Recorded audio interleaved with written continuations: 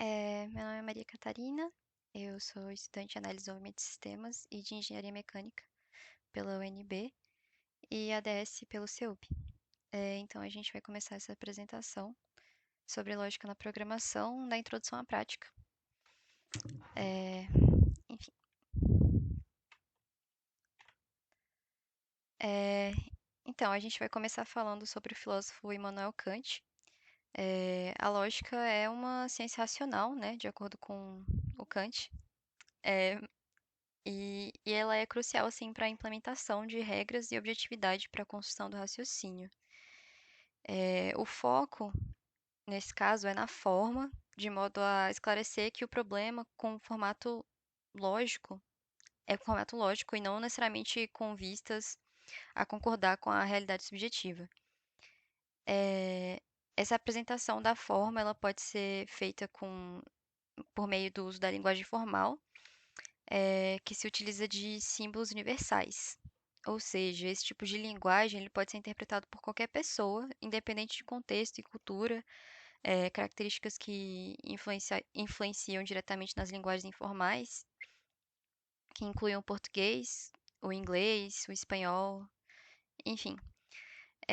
Então, assim, os símbolos eles são isentos de ambiguidade.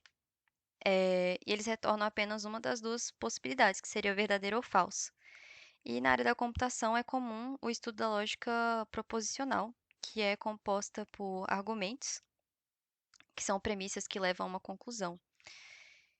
É, Em suma, a lógica enfoca em argumentos válidos, que ocorre quando as premissas apresentadas fazem concordância com a conclusão apresentada.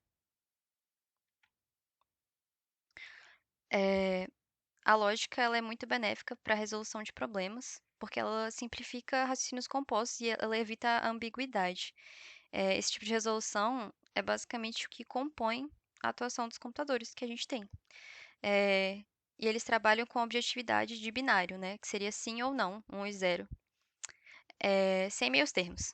E é por isso que é importantíssimo apresentar um argumento da forma mais clara possível, porque enfim, ele vai ser discorrido pela máquina por meio de algoritmos e ele tem passos finitos, seguidos sequencialmente e fielmente pelo computador. É, E na parte da história, né, para a construção de todo esse raciocínio maquinário, vou contar um pouco da história por trás.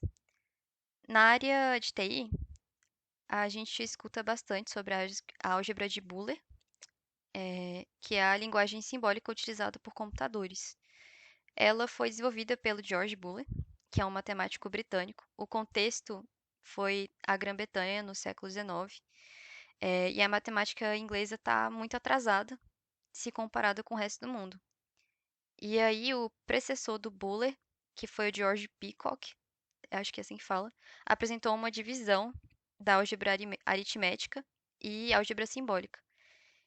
E aí, embora o Peacock tenha colocado símbolos como reflexo da aritmética, foi o Euler que viu a oportunidade de descrever o raciocínio lógico com a álgebra simbólica, utilizando dos operadores que hoje são a básica da álgebra booleana, que são o AND, o OR e o NOT, né? É,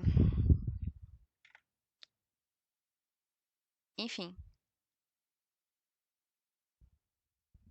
então, basicamente, embora esse estudo do Boole tenha se resumido à teoria matemática, foi no século XX que a álgebra booleana teve uma aplicação bem sucedida na projeção de circuitos lógicos eletrônicos, né? Que a gente vê bastante na parte de TI. E se tornou o ponto de partida para que os booleanos fossem a base dos computadores modernos. Aí foi por meio dessas operações que foi possível construir sistemas digitais gigantescos que se iniciam em uma porta AND, indo de flip-flops multiplexadores até um processador inteiro.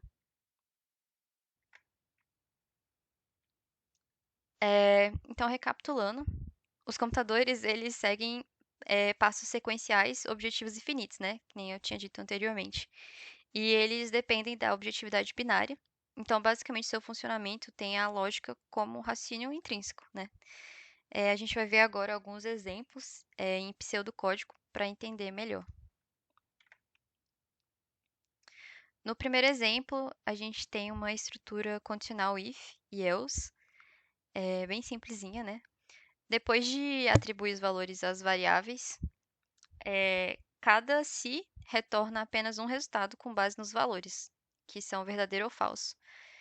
Dá para notar no código que o raciocínio booleano para retornar verdadeiro é idade mais 18 e ingresso, né? Já aqui na estrutura switch case, que é um pouco mais robusta, mas ela vai seguir a mesma ideia. Na hora que o programa lê a linha caso, ela vai retornar verdadeiro ou falso com base nas variáveis apresentadas. Agora um exemplo um pouco mais prático, assim, mais usado na realidade, né? Aqui tem um loop que alerta se o estoque de uma loja estiver baixo. E aí toda vez que o programa ele passar pelo loop, ele vai retornar um binário conforme o valor do estoque atual. Esse código aqui, ele é um pouquinho mais robusto, mas para explicar ele, basicamente você utiliza uma estrutura if-else, né, para analisar os valores do e-mail e senha, como a gente costuma ver. E aí ele retorna um true ou false para a possibilidade de se cadastrar na plataforma seguindo as diretrizes de registro.